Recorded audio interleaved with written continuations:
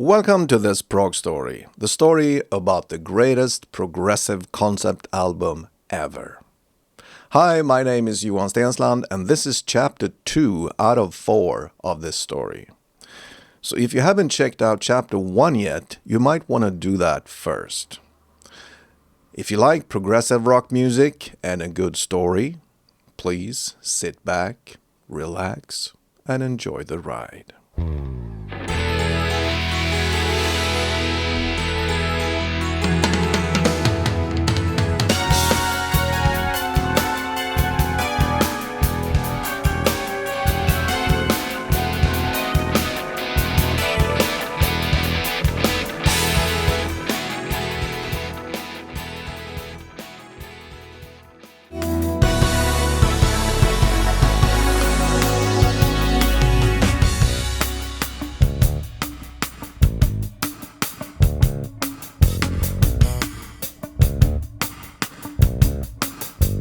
He wasn't fair that night, but it's alright.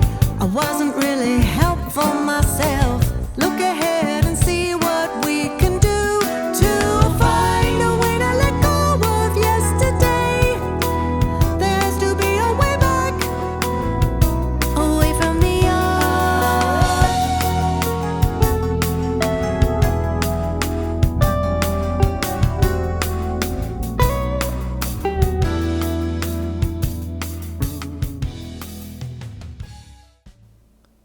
Chapter 2. The following 3 years, I was immersed in this consuming yet rewarding creative process. Writing a progressive concept album was a huge undertaking. And in that special way that was so typical of me, I was again on a journey. The ship had sailed and I was on my way to somewhere. Little did I know that this journey would last for 3 whole years. That it would be an incredible learning experience for me. And that I, in this process, was going to get to know new and dear friends. And of course, how could I possibly know that these 3 years would ultimately lead me to the greatest failure of my life? But let's back up and let's start from the beginning. The first thing I realized was that I had to let go of all preconceived limitations. Earlier, I had composed for my band Sheikh Ahmed. And writing live tracks for a particular band always imposes a set of limitations. For example, there was only so much technical difficulty we could handle. The keyboard player only had 2 hands and only 2 synths, and so on. As a composer and musician, I had my own set of limitations. I was largely uneducated. There was so much to learn. These limitations had become an integrated part of my work as a composer. Now, I needed to let go of all the breaks, no more limitations. If I wrote a piece that was all but impossible to play, so be it. If I wrote a part that required an entire string section or a huge choir, so be it. If something sounded less prog and more fusion, so be it. And if I couldn't reproduce a piece of music I had in my head, I needed to learn why. It was liberating. The second thing I realized was that my life situation was unattainable. The suffocating pressure from the debt, the claustrophobic space, and the definitive seriousness threatened to kill all joy and creativity. In the end, it was too much.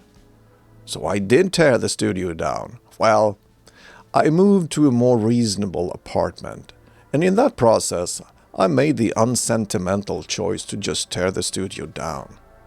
I sold all the gear, and I managed to get about half of what I paid for them. It felt great to give that money back to the bank.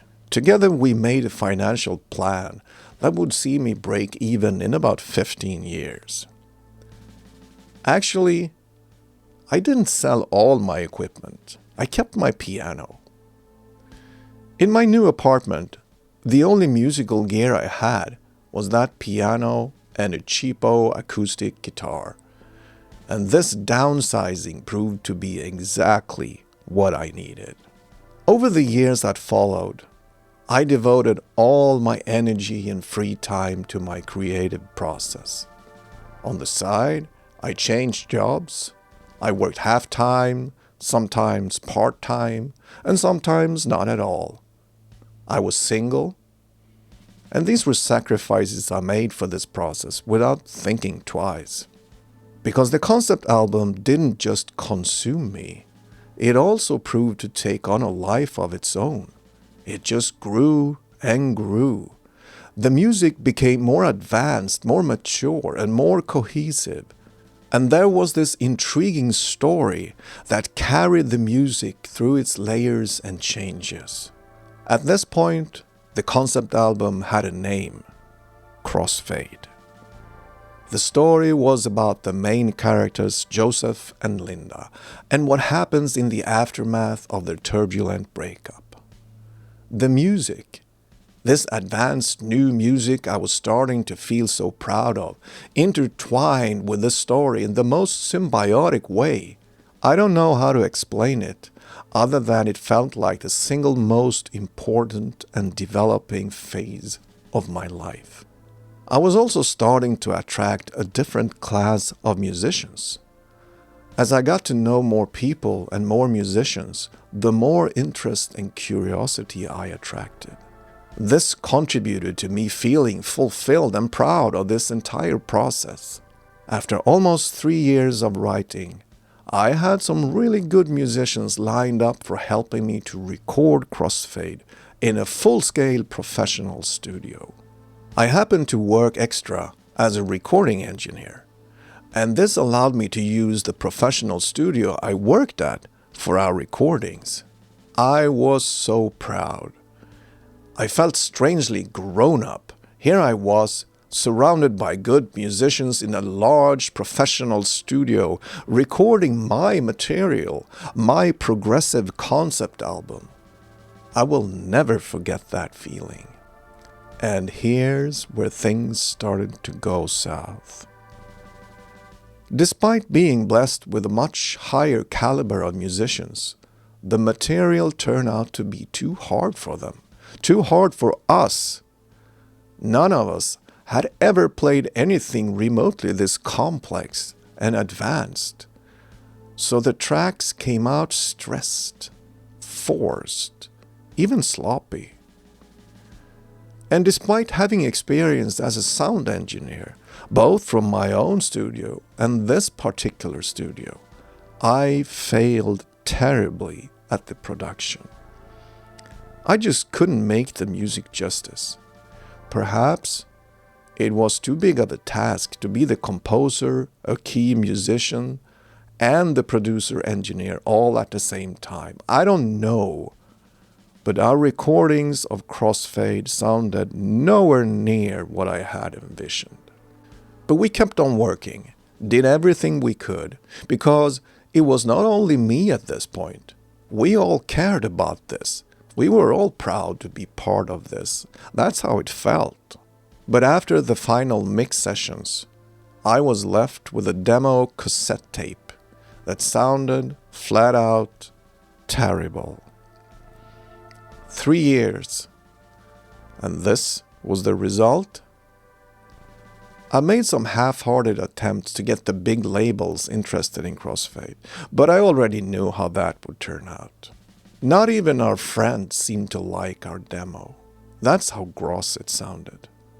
I was crushed. It was a life-shattering failure.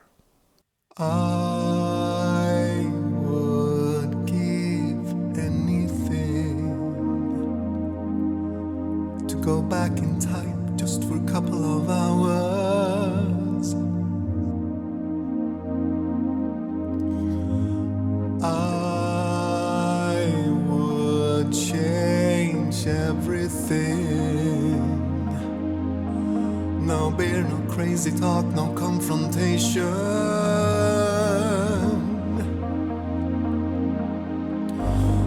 I broke a sacred secret vow. All too eager to run down the path of no return. Just look